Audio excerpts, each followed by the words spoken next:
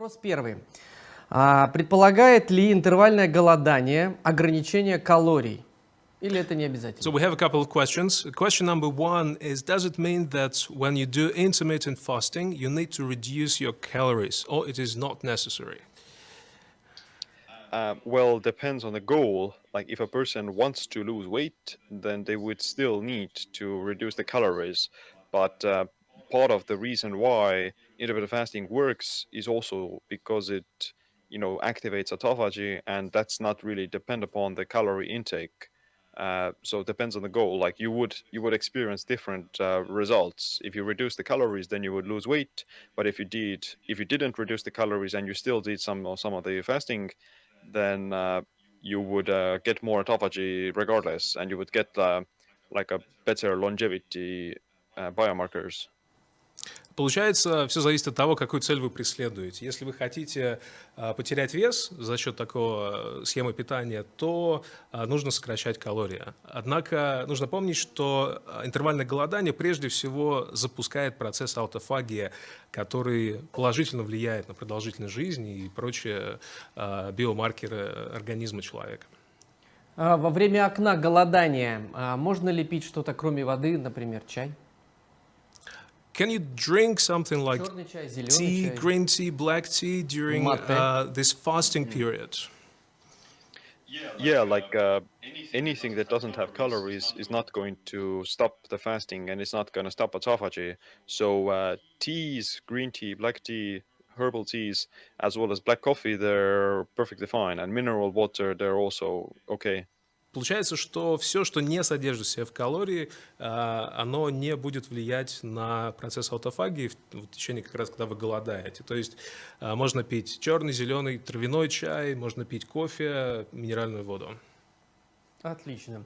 Безопасно ли употреблять геропротекторы не пожилым людям, чтобы отодвинуть старение? Is it safe for older people to use the hepatoprotectors just to move on, to postpone their aging? Yeah, the time-restricted eating can slow down like some of the aging process. So it's generally safe for them to do it as well. But for them, they would have to be aware of, or they would have to make sure that they would still eat proper amounts of calories after they break the fast, because their body is already losing some of the muscle tissue. So the way to prevent that is to increase the protein content of your diet, and the increased protein intake would also slow down the aging and slow down the muscle wasting. Скажем так, пожилым людям тоже можно применять схемы интервального голодания, правда, нужно быть осторожнее, то есть можно также снижать уровень калорий, который потребляется, но поскольку в пожилом организме происходит потеря уже мышечной массы, очень важно увеличивать потребление белка. И потребление белка в том числе и способствует увеличению продолжительности жизни.